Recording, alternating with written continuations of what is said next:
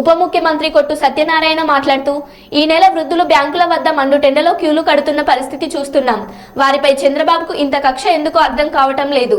Pension లబ్ధిదారులకు చంద్రబాబు చేసిన ద్రోహంలో పవన్ కళ్యాణ్కి కూడా భాగస్వామ్యం ఉంది.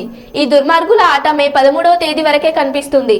జూన్ 4వ వరకు తగిన బుద్ధి చెప్పి ఇంటికి పంపిద్దాం. జూలై నెల నుంచి మళ్లీ వాలంటరీ వ్యవస్థను తీసుకువచ్చి అవ్వదాతల వద్దకే పింఛన్ పంపిస్తాం. వృద్ధులు, వితంతువులు, వికలాంగులు ఉసురు చంద్రబాబుకు, పవన్ కు ఖచ్చితంగా తగులుతుందని అన్నారు. లైన్లో నిలబడి ఎంతో ఇబ్బంది పడుతూ ఉన్నారు. అలవాటు లేని పని.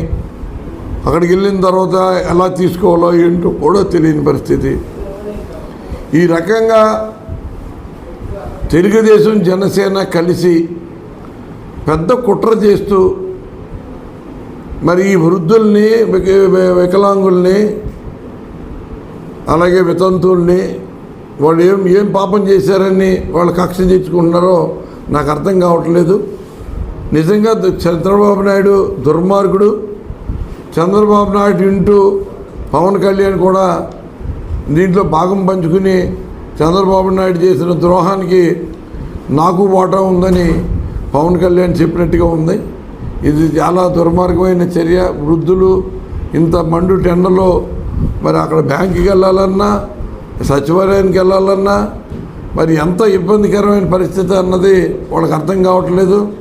ఏదో అధికారుల్ని మేనేజ్ చేసాం కదా, అధికారులకి వాళ్ళకి కావాల్సినట్టుగా మరి చెప్పేసాం కదా, మనం ఏం చెప్తే అదే జరుగుతుందని వికటాట్టహాసాలు చేస్తున్నారు.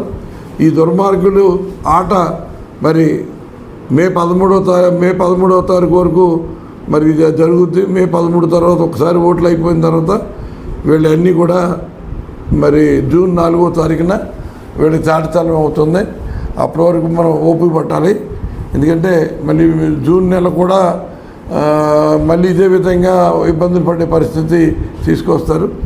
జూలై నెల మాత్రం మళ్ళీ వాలంటీర్ల ద్వారానే జగన్మోహన్ రెడ్డి గారి ప్రభుత్వం ఏర్పడిన తర్వాత వృద్ధులందరికీ సంతోషంగా, వితంతులు సంతోషంగా, వికలాంగులందరికీ సంతోషంగా పెన్షన్ అందుకునే రోజులు మరి వస్తాయని, ఈ సందర్భంగా వాళ్ళు పడుతున్న ఇబ్బందికి నేను ఎంతో మరి మనసు ద్రవించి నేను విచారాన్ని వ్యక్తం చేస్తాను.